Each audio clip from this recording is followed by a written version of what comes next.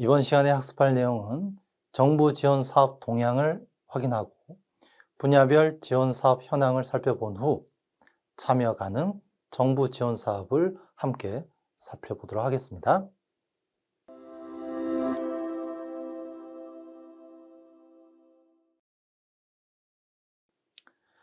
먼저 연도별 창업 지원 통합 공고 현황을 최근 자료를 통해서 함께 보도록 하죠. 기존 16년부터 올해 21년까지의 쭉 참여되는 기관이나 또 금액을 보게 되면 계속 확장되고 있다는 걸 볼 수 있습니다. 참여 기관도 20년대까지는 지자체 참여가 없었어요. 근데 올해부터는 이렇게 17개 지방자치단체도 다 참여를 하게 되었고 참여 기관도 덕분에 늘게 되었죠. 그리고 대상 사업도 급증했습니다. 지원 예산도 이렇게 이제 1조 원을 돌파함으로써 이젠 중앙과 지자체 모두가 우리 창업의 지원을 활성화하고 있다는 것을 알 수 있습니다. 두 번째 통합 공고 현황을 내용을 보게 되면 그 기관과 사업별 예산의 확장인데요. 이렇듯 가파르게 오르는 이유 중에 하나는 최근 코로나 상황에 취업자 수가 줄다 보니까 창업 쪽으로 많은 예산도 함께 투여되고 있음을 알 수 있습니다. 자, 이러한 트렌드에 맞춰서 우리 실제 창업을 준비하시는 여러분들은 더 기회가 온 트렌드를 확인할 수 있겠습니다. 2021년 창업지원 통합공고 예산을 살펴보면 우리 중소벤처기업부부터 문화체육관광, 우리 창업이 모든 분야를 아우르기 때문에 정부 지원에 다 해당되겠죠. 그죠? 그래서 지자체와 또 광역자치단체 등의 예산을 보게 되면 가장 큰 부분이 바로 중소벤처기업부 예산이죠. 80% 이상입니다. 그래서 중기부 산하의 예산을 많이 우리가 배정을 받게 되고요. 그 다음에 이 지자체로 보게 되면 비슷합니다. 그래서 인구수 대비해서 서울, 경기 쪽이 많고, 우리 강원도도 사실 작은 편이 아니에요. 우리 인구수에 비해서는 대구, 경남, 세종 이름보다 훨씬 높게 배정이 되어 있습니다. 그래서 이러한 중앙정부의 예산, 또 지자체의 예산으로 창업 예산이 긍정적으로 확대되고 있음을 알 수 있었습니다. 그래서 통합 공고를 나온 거 보게 되면 이렇게 중앙부처가 예산이 일부 줄지만 점차 확대되고 있음을 볼 수 있고, 우리가 여러 정부 기관에서 다양한 포션에서 하고 있다는 거죠. 우리 법무부에서도, 환경, 기상청에서도 이렇게 지원이 되고 있는 걸 봤을 때는 우리가 생각하는 아이템이 어떤 부서에 연결이 돼서 추가 지원이 될 수 있는지도 확인할 필요가 있는 것이죠. 또한 그 추가되는 예산들이 많습니다. 특히 우리 강원도 같은 경우에도 추가되는 사업이 5개에다가 이렇게 24억 이상 추가되고 있으므로써 매년 책정한 예산 대비 추가적인 예산도 증액되고 있음을 볼 수 있습니다.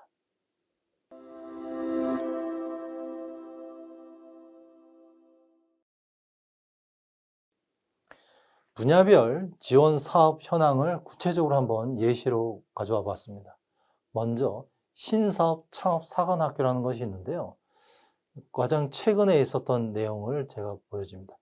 자, 성장 가능성 높은 유망 아이템 중심의 창업을 지원하는 신사업 창업 사관학교로서 강원, 경북, 제주 이 3개 지역만 모집을 하는 거죠. 그래서 우리 강원 지역에서는 홍천에 이걸 하게 됐습니다. 그래서 모집 개요는 이렇게 창업 성공률 높은 소상공인 육성으로 창업 교육과 온오프라인 점포 경영 체험 교육도 이루어지고요. 교육도 교육만 하는 것이 아니라 점포 경영 체험 교육과 멘토링까지 함께 해서 통상 이렇게 4주, 12주, 또 14주까지 해서 안정적인 기반을 갈 수 있도록 6개월 프로그램을 가고 있는 것이죠. 그래서 기존에 우리 창업 사관학교에 있었던 내용과 또 온라인, 오프라인 과정을 다 믹싱해서 완결판이다. 이렇게 보여지고 있습니다. 또 일자리 창출 지역 혁신 프로젝트라는 것이 있는데요. 이것은 무엇이냐면 이 강원대학교와 또 강릉과학산업진흥원, 또 강릉 테크노파크, 강원도 경제진흥원에서 협력해서 내용은 중소기업의 3D 극복, 3D 산업을 극복하자는 거죠. 그래서 상생협력 프로젝트로 이렇게 합니다. 올해도 합니다. 그래서 강원도 소재 기업을 대상으로 해서 이렇게 강원대학교 산학협력단, 또 각 기관별로 강릉과학산업진흥원, 테크노파트 등에서 이 여러 해당되는 내용들을 지원해 주는 거죠. 그래서 가까이 살펴보면 강원대 산학협력단 통해서 교수, 학생, 기업 상생 협력 프로젝트도 있고요. 또 상품화하는 시제품 지원 프로젝트도 있습니다. 또 코로나19를 대응하기 위해서 인사, 노무, 컨설팅 이런 비용까지도 지원할 정도로 다양한 부분이 있고, 또 비즈니스 전략 수입, 또 비즈니스 전략 수입에 따르는 보고서 제작도 지원해 줍니다. 또 IR 컨설팅 제작, 또 자료, 또 컨설팅 함께 다 지원해 주고 있죠. 그래서 다양한 프로그램들이 있기 때문에 나와 가까운 내 지역의 프로그램들을 살펴봐서 일자리 창출 지역 혁신의 강원 프로젝트를 확인하는 것도 좋겠습니다. 세 번째로는 강원도의 중소기업 육성 자금 프로젝트가 있어요. 그래서 이거는 강원도지사, 즉 강원도에서 하는 프로젝트인데 경영 안정, 또 창업 경쟁력 등을 위해서 대출 지원을 저리로 해주는 것이죠. 그래서 융자 대상이 본사 또는 공장이 강원도에 소재한 중소기업 및 관련 조합단체에 지원을 해주는 거죠.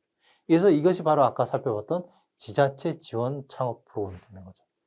그래서 융자 조건은 최근 2년도 평균 매출액의 90% 이내에서 1억 미만이거나 창업 초기는 1억까지.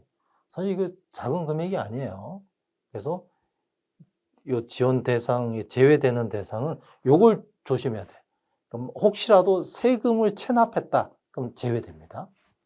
그리고 또 자본 잠시 이런 건 없을 테고, 또 이 허위 부정한 방법으로 융자를 신청했던 경험이 있거나 또는 신청일 기준 상환을 유예하거나 이런 사람은 안 되는 거고, 여러분 알다시피 또 각종 어떤 사기라든지 범죄 경력이 있으면 또 안 되는 건 기본이겠죠. 그죠?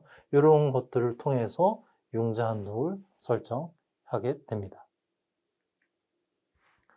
다음으로는 강원도 경제진흥원 요 홈페이지를 제가 캡처해 왔는데요. 우리 강원도 여러 사업 중에 경제진흥원에서 이 홈페이지 들어가보면 여러 입찰과 또 공지사항을 통해서 창업과 관련되어 있는 예산과 프로젝트를 많이 안내해 주고 있습니다. 그래서 우리 강원도에 계신 우리 학생 여러분들 또 대학원생 여러분들이 하실 테니까 이 강원도 경제진흥원 사이트를 즐겨찾기 해 놓으셔서 매주 한 번씩 공지와 사업 공고를 보시면 좋겠습니다. 아울러 강원도에 또 테크노파크가 있죠. 창조 경제를 위한 강원 테크노파크, TP 그렇게 표현해요. 그래서 요거 춘천에 있습니다. 그래서 요거 춘천에 있고 원주에 또 지사 있고, 주로 우리 강원도에는 춘천을 포스트로 해서 원주, 강릉 이렇게 삼각 편제로 운영되죠.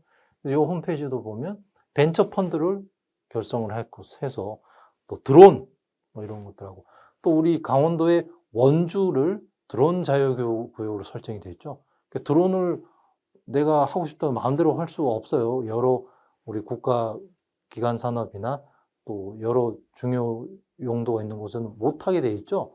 그래서 이것을 확대하고 있기 때문에 드론 산업이 많이 강원도로 또 이전하고 있습니다. 이런 것들도 강원 테크노파크를 통해서 여러 정보들을 확인할 수 있겠습니다. 또 우리 지금 강의를 듣고 계시는 강원대학교 여러분들, 우리 강원대학교 홈페이지를 통해서도 많은 안내가 되고 있습니다. 그래서 최근에 제가 수업 전에 클릭한 건데 우리 실사구시 교훈에 따라서 창업도 마찬가지잖아요. 그죠? 그래서 나의 꿈이 현실되는 우리 강원대학교의 홈페이지에도 많은 지역의 프로젝트들이 공개가 되고 있습니다. 그 중에서 창업 지원단 홈페이지를 캡처해 봤는데요. 우리 이 수업도 연장해서 창업 지원단을 통해서 활약하고 있는데요.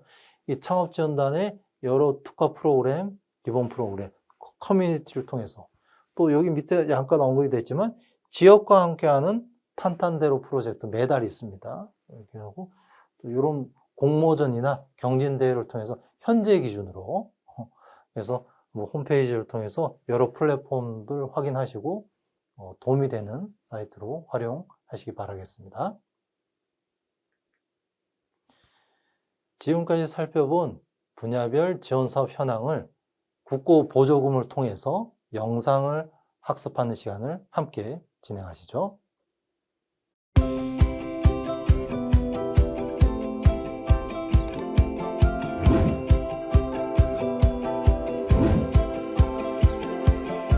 예비창업자 여러분 반갑습니다. 창업진흥원 양도일 회계사입니다. 먼저 예비창업 패키지 사업에서 저희 창업자로 선정되신 여러분들과 함께 할 수 있게 되어서 매우 기쁘게 생각합니다. 이번 교육 시간에는 여러분들께서 사용하실 국고 보조금에 대해 전반적으로 이해해보는 시간을 갖도록 하겠습니다. 그럼 먼저 목차를 보시면서 오늘 강의 내용을 간략히 설명드리겠습니다. 첫 번째 장에서는 보조금이란 무엇인지, 보조금에 대한 정의를 살펴보고 보조금에 관련된 법률과 규정에는 어떤 것들이 있는지 알아보겠습니다. 다음으로는 여러분들께서 사용하실 보조금을 분류하는 보조금의 비목에 대해 설명드리겠습니다. 세 번째 장에서는 보조금의 사용 절차는 어떻게 되는지 간단히 알아보겠습니다. 그리고 다음으로 보조금을 사용하심에 따라서 지켜야 될 몇 가지 의무사항에 대해 안내해드리고 마지막으로는 국고 보조금 수령에 따른 세금 문제에 대해서 간단히 설명드리면서 강의를 마치도록 하겠습니다. 그럼 첫 번째 장, 보조금이란 무엇인지 보조금의 정의부터 강의 시작하도록 하겠습니다. 보조금에 대한 정의는 보조금 관리에 관한 법률에 규정되어 있습니다.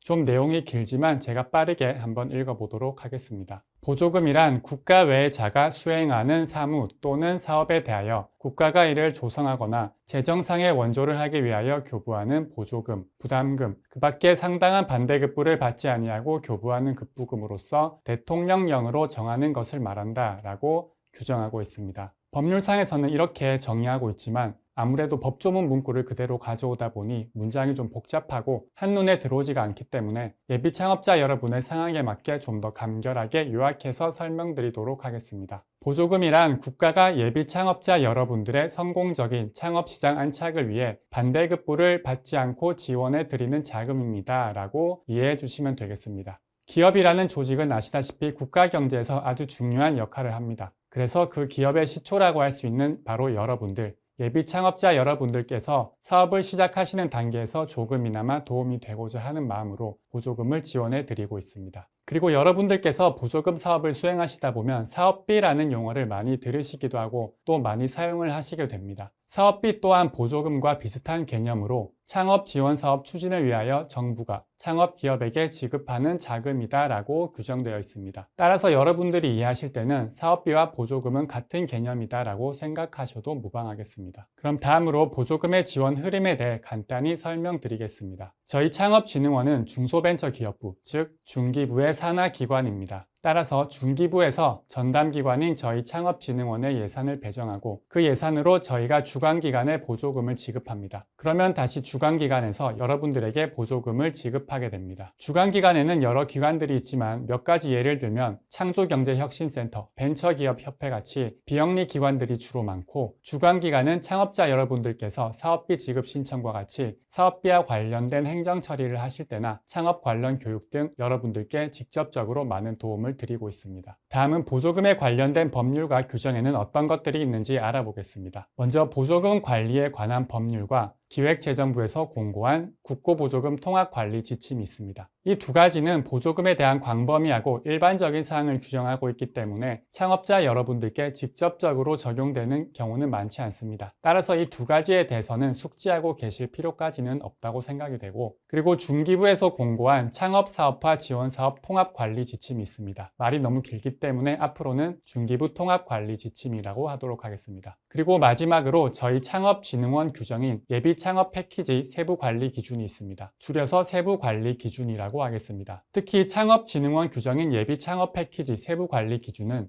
예비창업자분들께 더 직접적으로 적용되는 규정이고, 또한 전체 분량도 약 16페이지로 많지 않기 때문에 교육을 받으실 때 한번 읽어보시기를 권해드립니다. 보조금 사업을 수행하실 때 많은 도움이 될 거라고 생각을 합니다. 그럼 두 번째 장으로 넘어가서 예비창업자 여러분들께서 사용하신 보조금을 분류하는 비목에 대해 알아보도록 하겠습니다. 먼저 비목이라는 용어에 대해 설명드리겠습니다. 비목에 대한 정의는 중기부 통합관리 지침에 규정되어 있습니다. 비목이라 함은 주관기관 및 창업기업이 집행하는 사업비를 목적에 따라 구분하는 세부 항목을 말한다 라고 규정하고 있습니다. 조금 더 간단하게 요약을 드리면 예비창업자 분들이 사용하신 혹은 지출하신 보조금을 분류하는 것이다 라고 표현할 수 있겠습니다. 이론적인 설명보다는 실제로 비목에는 어떤 것들이 있는지 직접 보시면 비목에 대해 더 잘 이해하실 수 있으리라 생각합니다. 보시다시피 비목에는 재료비, 외주 용역비, 인건비, 그리고 지급 수수료와 같은 항목들이 있습니다. 여러분들께서도 사업을 하실 때 직원들 급여, 각종 공과금, 그리고 건물 임차료 이런 것들에 대해 비용을 지출하시는데, 이런 항목들과 같은 개념이 바로 비목이라고 생각하시고 비용을 용도별로 구분하는 개념이다 라고 생각하시면 되겠습니다. 그럼 세 번째로 보조금의 사용 절차에 대해 간단히 설명드리도록 하겠습니다. 구체적인 사용 방법이나 주의사항은 추후에 수강하실 강의 시간에 더 자세히 설명드릴 예정이고, 이번 시간에는 대략적인 흐름만 파악하셔도 되겠습니다. 먼저 사전 승인 단계입니다. 여러분들께서 보조금을 사용하시기 전에 주관기관 담당자분께 사전 승인 서류를 제출하셔야 합니다. 예를 들어서 여러분들께서 보조금으로 재료비를 사용하실 계획이시라면 어떠어떠한 이유로 재료비를 얼마 사용하고 구매처는 어디입니다 라는 이런 내용의 서류를 제출하게 되면 주관기관 담당자분이 서류를 검토하시고 이상이 없으면 사전 승인 서류를 승인하게 됩니다. 사전 승인 서류가 승인되면 이제 계획대로 재료를 구입하시고, 이때 구입과 관련된 서류들, 예를 들면 세금 계산서, 검수 확인서 같은 이런 증빙 서류를 첨부하셔서 사업비 집행 서류를 제출하시면 됩니다. 주관기관 담당자분이 서류를 검토하시고 이상이 없으면 승인을 합니다. 승인이 완료되면 재료비에 해당하는 금액이 여러분들이 재료를 구입하신 구입처로 지급됩니다. 이렇게 1번부터 5번까지의 절차로 재료비도 사용하시고 또 사업에 필요하신 인건비, 수수료 등 각종 비용을 지출하시다가 협약기간이 끝나서 보조금 사용이 완료되면 사업비를 정산하게 됩니다. 사업비 정산은 사용하신 보조금 중 미처 사용하지 못한 미사용 잔액이나 혹시 규정에 어긋난 사용 내역이 없는지 검토하여 반납하셔야 될 금액이 있는지 결정하는 절차라고 생각하시면 되겠습니다. 정산 실무는 외부 회계 법인에서 담당하게 되고, 이때 여러분들께 몇 가지 서류를 요청드리게 됩니다. 대부분 요청 서류들은 여러분이 이미 주관기관에 제출한 서류들이기 때문에 요청 서류를 준비하시는데 크게 어려움은 없을 거라고 생각이 됩니다. 이후 회계법인의 정산 보고서가 완료되면 규정에 어긋난 사용금액, 즉 불인정 금액과 미사용 잔액을 반납하면서 보조금 사용 절차는 끝나게 됩니다. 여기까지가 보조금 사용의 큰 흐름이었고, 다음으로 네 번째 장으로 넘어가서 보조금 수령에 따른 의무사항에 대해 알아보도록 하겠습니다. 먼저 기재부 지침이 있는데, 이 기재부 지침은 창업자 여러분들께 직접적으로 적용되는 경우는 드물기 때문에 이 부분은 넘어가도록 하겠습니다.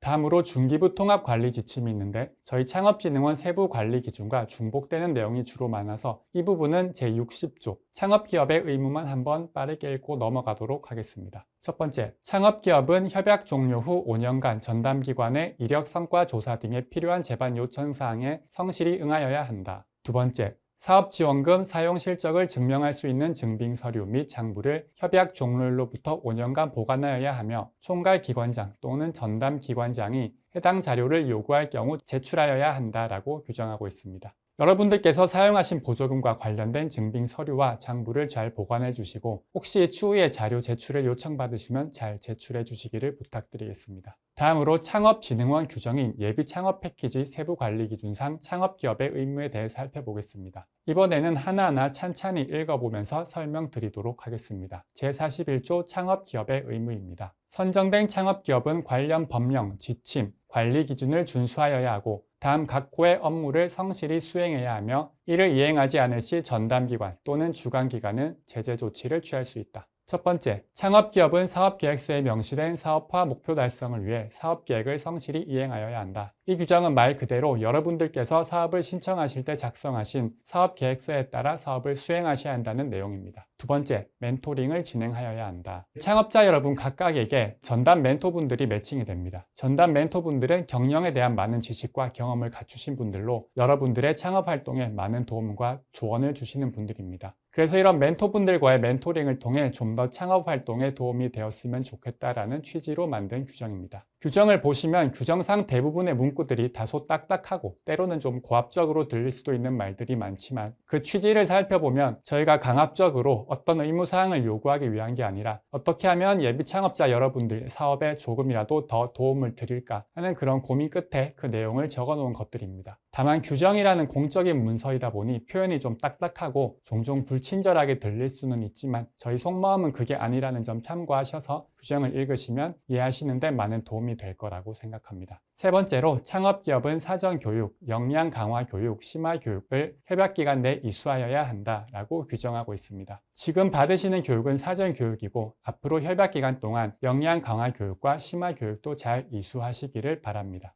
네 번째 규정은 협약 종료일로부터 2개월 안에 창업을 하셔야 한다는 규정입니다. 이때 만약에 법인을 설립하고자 하는 창업자분들은 온라인 법인 시스템을 이용하셔서 법인을 설립하시면 되겠습니다. 여섯 번째와 일곱 번째 내용은 주관기관이나 전담기관에서 실시하는 교육 참여 및 요청드리는 자료를 잘 제출해 주시고 점검에 잘 응해 주시기를 바란다는 내용입니다. 그리고 대표자 사망, 재난, 경기 침체 등 특별한 이유가 아니라면 1년 이상 창업을 유지하셔야 되고 아홉 번째와 열 번째로 전담기관이나 주관기관의 기타 요청사항에 잘 대응해 주시기를 부탁드리겠습니다. 마지막으로 보조금을 수령했을 때 수령한 보조금에 대해 세금을 더 납부해야 되는지 알아보도록 하겠습니다. 결론부터 말씀을 드리자면 보조금을 수령하셔도 여러분들께서 납부하셔야 될 세금은 늘어나지 않습니다. 좀 더 자세히 부연 설명드리도록 하겠습니다. 먼저 보조금은 법인세법상 그리고 소득세법상 모두 수익에 해당합니다. 그러나 보조금은 그 특성상 여러분들께서 개인적인 용도로 사용하실 수는 없고 사업에 관련된 비용에만 쓰실 수 있기 때문에 보조금을 사용하시게 되면 사업상 비용이 해당합니다. 따라서 보조금을 받으시면 수익이 늘지만 그만큼 비용도 같이 늘어나게 됩니다. 아래 표를 보시면 지급받으신 보조금은 국고보조금 수익이라는 수익에 해당하고 사용하신 보조금은 그 용도에 따라 인건비, 수수료 등의 비용에 포함되어 비용으로 계산됩니다. 계략적인 세금의 계산 구조를 살펴보면 수익에서 비용을 뺀 금액인 소득에서 다시 소득공제를 제한 금액, 즉 과세표준에 대해 세율을 곱해서 납부할 세금이 정해집니다. 예를 들어서 여러분께서 보조금을 100만 원 지급받으셔서 모두 비용으로 사용하셨다면 수익도 100만 원, 비용도 100만 원이기 때문에 결국 늘어나는 소득은 0원, 따라서 과세표준과 세액도 늘어나지 않습니다. 다만 보조금을 비용으로 지출하지 않고 자산을 취득하는 경우도 있습니다. 이 경우 취득한 자산에 대해서는 세법상 비용으로 계상되지 않습니다. 따라서 원칙적으로는 수령하신 보조금만큼 소득이 증가해서 납부할 세금이 늘어나게 됩니다. 그러나 보조금으로 자산을 취득했을 때는 일시상각 충당금이라는 세법 규정을 적용할 수 있습니다. 이 규정에 대해 간단히 설명드리면 보조금으로 자산을 취득했을 경우 자산 취득 금액만큼 비용으로 처리할 수 있다는 규정입니다. 앞선 예를 다시 들면 보조금 100만 원을 수령하셔서 모두 자산을 취득하셨다면 원래는 수익 100만 원, 비용 0원, 늘어나는 소득 100만 원에 대해 세금을 납부하셔야 하지만 일시상각 충당금을 적용하면 보조금으로 취득하신 자산 100만 원만큼 일시상각 충당금이라는 비용을 추가로 계산할 수 있습니다. 이에 따라 결국 소득은 0원이 돼서 결국 수령한 보조금을 비용으로 지출하거나 자산을 취득했을 때 납부할 세금은 둘 다 늘어나지 않습니다. 이상으로 사전교육 보조금 이해 과목을 모두 마치도록 하겠습니다. 교육 들으시느라고 수고 많으셨고 남은 교육도 잘 이수하시기를 바랍니다.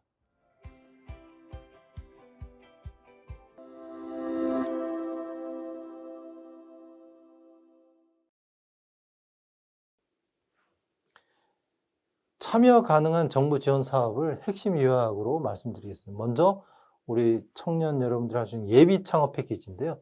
지원 대상은 예비 창업으로 해서 이렇게 창업에 소요되는 사업화 자금, 교육 멘토링, 네트워킹 및 후속 지원 프로그램까지 해주는데요. 사업 공고는 매년 1월에 합니다. 그래서 K 스타트업 홈페이지를 통해서 확인하시면 제출하는 사업계획서, 우리 PSST 사업계획서, 증빙 서류 등을 통해서 하고 구체적인 진행이 중기부에서 하기 때문에 이 사이트를 확인하시면 좋겠습니다. 그래서 모집 공고, 신청 접수, 대상자 평가 및 선정되면 사전 교육을 해요. 교육을 해서 협약 체결해서 이후에 잘 진행됐는지 보고 및 점검까지 하게 되는 것이죠. 1인 창조기업 지원센터, 나 1인으로 하게 되면 예비 창업이 1인 창조기업을 할 때 50개 센터로 합니다. 그래서 사무공간, 경영지원, 교육, 네트워크를 해줍니다. 이 또한 연중 수시로 합니다. 그래서 K-스타트업을 통해서 진행하시면 좋겠고요. 사업 공고가 남을 신청해서 선정평가해서 요거는 아까 예비 창업과 달리 입주 공간을 해주기 때문에 센터와 기업 간의 거래 관계로 입주 공간 지원 이런 쪽에 많이 활용하고 있습니다.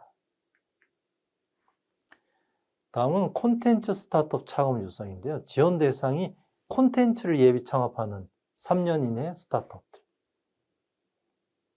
그래서 주요 내용은 콘텐츠 초기 육성, 그래서 3년 이하의 스타트업을 대상으로 60개 팀 내외로 구성하고 있습니다.